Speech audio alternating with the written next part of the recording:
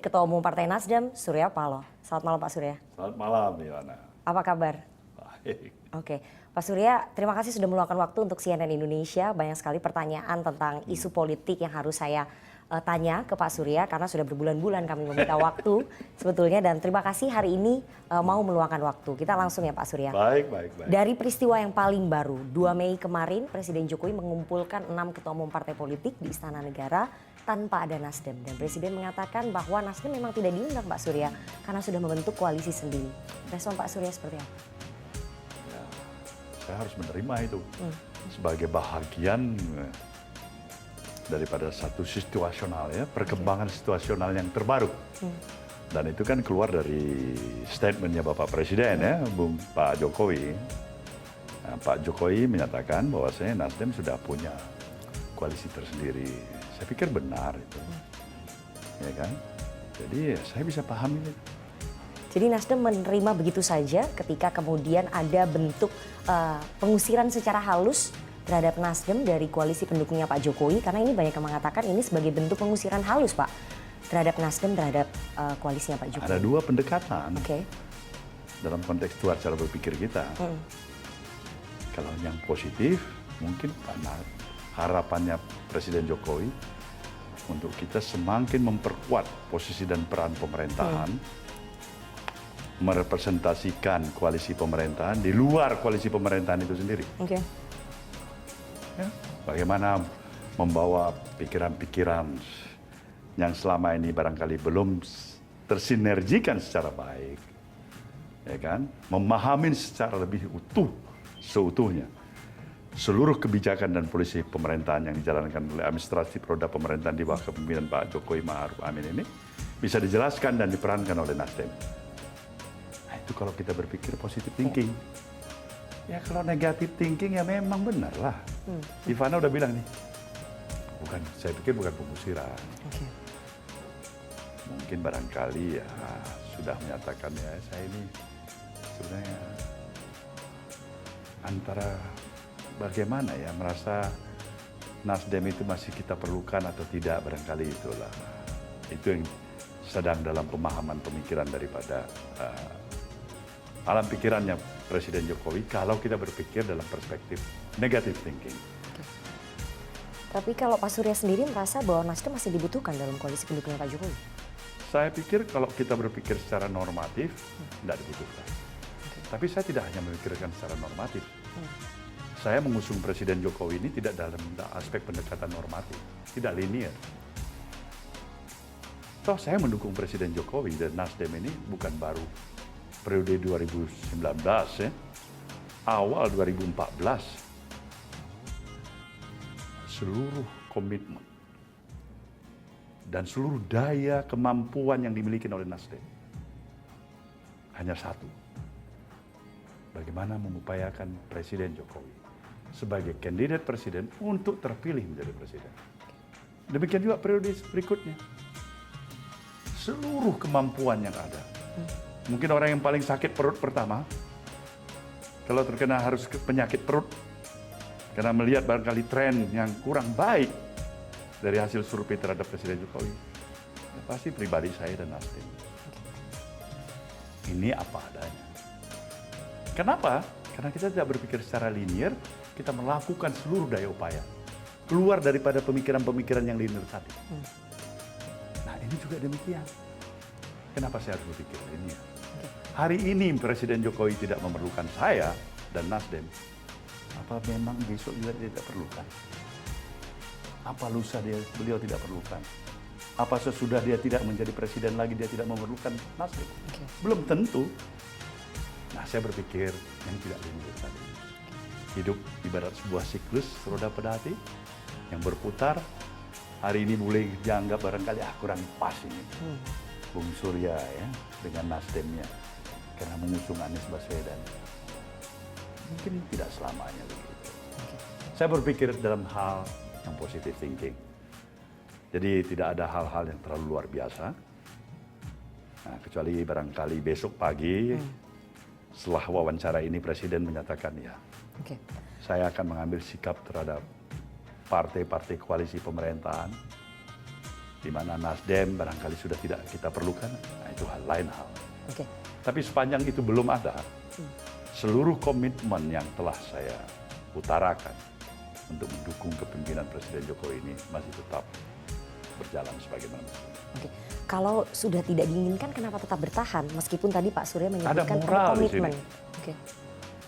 Ada values, tidak sekedar pragmatisme. Kawan-kawan yang datang baik Golkar, baik Gerindra maupun PAN, hasil diskusi saya dengan Presiden Jokowi, bisa diterima atau tidak mereka. Saya menyambut itu dengan secara hangat. Dan mudah-mudahan hubungan kami juga tetap berjalan secara baik. Pak Surya tadi menyebut ya bahwa ini mungkin kurang pas karena pencalonannya Anies Baswedan. Ya. Jadi faktor utamanya memang karena Nasdem mencalonkan Anies Baswedan sehingga dikucilkan dari Pak Jokowi dan dari koalisi pendukungnya, begitu Pak? Saya pikir Nana bisa jawab itu. Anda sebagai presenter yang baik, ensor yang bagus, punya nalar, kemampuan daya analisis yang bagus, saya jawab sendiri. Bapak merasa seperti itu? Enggak juga. Saya berpikir itu adalah merupakan mungkin spontanitas sesaat. Spontanitas atau kemarahan sesaat Pak? Spontanitas sesaat. Wartawan tanya kenapa nggak diundang, ya memang nggak diundang. Ya, kalau Pak Jokowi punya pemahaman, pemikiran, kepentingan yang lebih komprehensif, pasti dia akan bisa lebih berdiplomasi. Nah, itu coba saya cek undangannya. Beliau begitu spontan, apa adanya. Apakah ini akan memberikan konsekuensi, ada orang sakit hati, apa ada orang marah? Pak Surya sakit hati nggak? Enggak, Oke. justru saya nggak sakit hati. Saya tahu ini pemimpin, presiden kita yang sekaligus kepala pemerintahan dan kepala negara. Dia bapak dari kita semuanya. Pak Surya akan ada komunikasi ataupun pertemuan dalam waktu dekat dengan Presiden Jokowi? Sepanjang Presiden Jokowi welcome, kenapa enggak? Oke. Jadi belum ada panggilan pertemuan ya Pak ya, sebagai Ketua Umum Partai Koalisi pendukungnya Ya, belum. Pak Jokowi? Belum Nah, ada. kita lihat nanti. Oke. Setelah Bapak dan juga Nasdem mencalonkan Anies Baswedan sebagai capres begitu yang diusung oleh Partai Nasdem, Bapak mengakui bahwa komunikasi antara Bapak dengan Presiden Jokowi yang dulunya kabarnya sangat dekat kemudian merenggang. Iya, Oke. itu fakta itu. Nggak bisa ditutupin itu, Nana. Oke. Ya. Artinya kalau kita menempatkan sebuah jawaban yang lebih jujur, ya itulah apa adanya. Anda pernah tanya Pak kepada Pak Jokowi kenapa harus seperti ini? Karena kan Anda dan Partai Nasdem punya hak politik untuk mengusung siapa yang akan berkontestasi pada Pilpres 2024. Kenapa kemudian membuat hubungan yang sudah terjalin lama antara Nasdem, Pak Surya dan Pak Jokowi harus merenggang hanya karena pilihan politik yang mungkin dalam tanda kutip berbeda Pak? Ya mungkin masalahnya karena belum ada satu momentum yang tepat ya. Saya lebih mengutamakan katakanlah bagaimana agar keutuhan justru koalisi pemerintahan ini tetap tercapai. Agar stabilitas nasional yang dimiliki hingga lebih mudahnya seluruh polisi kebijakan yang bisa dijalankan oleh Presiden Jokowi bisa berjalan sebagaimana yang kita harapkan. Jadi nggak pernah tanya sama Presiden kenapa Ya, komunikasi artinya, kita renggang? kalaupun akibat ada pencalonan hal-hal yang Anies? serpihannya, pikiran-pikiran yang menggoda untuk perlu ditanyakan, kalau ini bukan merupakan hal yang primer, gitu, yang utama, yang kita bisa tinggalkan itu dulu. Nanti barangkali pada waktu yang lebih nyaman, kita bisa tanyakan itu. Oke.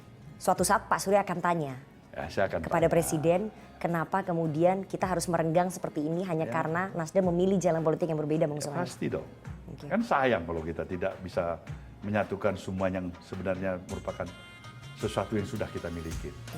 Apa yang sudah dimiliki dan apa yang pernah ada, paling tidak komunikasi, batiniah, hubungan yang begitu menyatu, itu kan sudah modal besar ya, yang harus bisa sebenarnya menjadi sesuatu yang bisa kita andalkan bersama untuk menyatukan banyak hal. Juga melihat dan melaksanakan seluruh kepentingan kita bersama. Pak Surya, kami dapat informasi ya, Anda sempat memberikan masukan kepada Presiden Jokowi supaya tidak menunjukkan endorsementnya secara terbuka kepada calon-calon tertentu. Pernah tanya Pak, kenapa Presiden lebih menunjukkan endorsementnya ke dua paslon yang lain, kepada Ganjar dan juga Prabowo? Saya justru amat confident sebenarnya Presiden Jokowi sudah memahami hal itu. Beliau cukup memahami bagaimana terhadap harapannya sendiri. Sebagai sahabat, sebagai kakaknya, sebagai pengusungnya. Saya bisa katakan itu. Saya mempunyai keyakinan beliau menginginkan hal-hal yang baik, bahkan yang terbaik yang bisa ditinggalkan. Apa yang kita sebutkan dengan istilah legacy.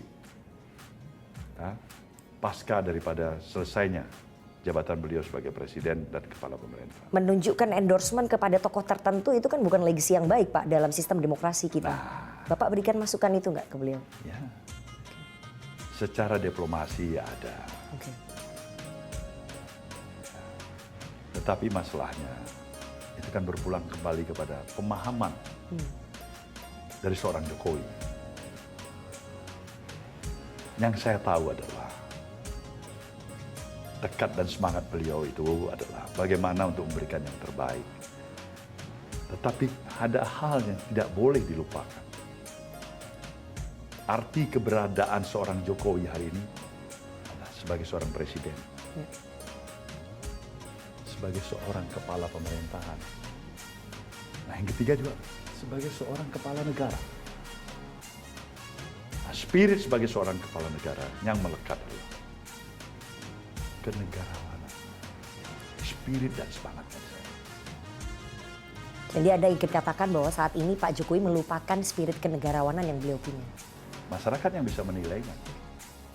Dan Presiden Jokowi sendiri barangkali yang mampu untuk membuat tolok ukur ya. Ukuran-ukuran apa itu. Beliau masuk dalam kategori mana. Kalau beliau bisa menganggap, ya ini saya masih sebagai seorang negarawan. Anda menyayangkan Pak spirit kenegarawanan Presiden yang mungkin luntur ketika menunjukkan endorsement kepada tokoh-tokoh tertentu. Anda menyayangkan sebagai partai? Saya bukan menyayangkan. Kalau saya disuruh pilih, ya saya pasti memilih seorang Jokowi dari apa yang saya kenal. Yang tidak bergeser dari spirit. Sebagai seorang yang ingin mengabdikan secara totalitas dirinya. Sebagai seorang bapak bangsa. Itu aja. Jadi kalau kita bisa simpulkan, saat ini hubungan Pak Surya dengan Pak Jokowi ada di titik terendah selama Anda berdua kenal. Betul Pak? Kalau bilang di titik terendah itu sudah bagus. Yang saya takut kalau itu masuk kategori minus. Jadi saat ini hubungannya minus? Belum. Belum. Di titik terendah? Yang saya khawatirkan. Rendah itu bisa naik kembali. Tapi jangan minus. Sulit dia untuk bangkit kembali. Sekarang di titik terendah? Ini titik masih rendah. Spirit kita semuanya, terutama dari saya adalah mengupayakan ini untuk tetap terjaga. Pada positioning yang bisa tetap memberikan, katakanlah, kontribusi yang cukup berarti bagi suksesnya jalannya administrasi pemerintahan di bawah kepemimpinan seorang Jokowi. Selain hubungan yang rendah Pak, antara Bapak dengan Pak Jokowi saat ini dengan mencalonkan Anies Baswedan, Bapak merasa juga bahwa hubungan Nasdem dengan PDI Perjuangan di titik yang sama rendahnya, bahkan mungkin minus? Tidak juga. Saya nggak merasa begitu. Berbeda program, berbeda pandangan, isu politik, saya pikir itu wajar. Ya kan? Saya belum berjumpa dengan Mbak Mega, saya tanya apa Anda juga sepakat kalau memang masalahnya Nasdem ini harus dijadikan sebagai sesuatu yang katakanlah harus berhadapan dengan pemerintahan yang dibangun dengan koalisi yang begitu baik. Saya belum tentu barangkali jawabannya Mbak Mega akan sepakat juga kan. Semuanya kita sayang pada dasarnya. Menjaga keutuhan pada dasarnya. Itu yang kita butuhkan. Karena ini memberikan implikasi sekali. Apa kita memang sudah taken for granted stabilitas nasional yang ada sekarang ini akan berjalan baik. Dan terus akan berjalan baik kalau kita tidak merawatnya bersama, menjaganya bersama. Concern saya di sana. Anda ingin bertanya dengan Bu Mega tadi Anda katakan, tapi sampai saat ini tampaknya belum ada komunikasi ataupun pintu komunikasi yang terbuka antara Pak Surya dengan Bu Mega. Anda mengakui bahwa ada kebuntuan komunikasi antara Anda berdua? Belum. Kena waktu aja. Oke. Kebuntuan apa? Saya tidak merasa ada kebuntuan. Ya berarti sayang juga. Toh pengenalan dengan Mbak Mega bukan lagi setahun 2 tahun ya. Sudah hampir 40 tahun lebih begitu. Ya semua buntu berarti kita di Republik ini kan. Kita cari apa yang terbaik. Dari yang terkesan barangkali sulit, kita bikin jadi lebih mudah. Dari terkesan barangkali kita tidak pas, kita bikin pas. Saya pikir itu goal besar kita bersama. Anda berusaha untuk menjalin komunikasi nggak dengan Ibu Mega? Artinya meminta waktu untuk bertemu. Karena kan ini kalau tadi Anda katakan tidak ada kebuntuan komunikasi. Tapi publik dan juga masyarakat itu bisa melihat bahwa Nasdem dan juga PDI Perjuangan banyak berseberangan. Banyak memilih jalan politik yang berbeda begitu. Salah satunya yang paling krusial adalah soal sistem pemilu, Pak. Sistem pemilu memang berbeda. PDIP menginginkan yang tertutup. Nasdem terbuka. Tapi kan itu kan berarti bahwa yang personal satu sama lain sudah tidak ada bisa berkomunikasi kan. Harusnya bisa terbuka. Secara personal Anda ingin berkomunikasi dengan beliau? Bisa aja. Kalau secara personal Pak Surya ingin berkomunikasi dengan Bu Mega. Secara organisasi apakah kemudian di masa yang akan datang terutama di pemilu 2024 Nasdem dan juga PDI Perjuangan bisa berkoalisi? Atau memang ya kami sudah memilih jalannya sendiri-sendiri? Jadi tidak Kalau mungkin memang berkoalisi. sekarang dengan capres yang berbeda ya pasti kita sampai kepada hantaran pada pemilu itu ya pasti berbeda. Tapi kan kita tidak hanya melihat sampai kepada hantaran pemilu. The next pasca pemilu juga harus kita pikirkan bersama.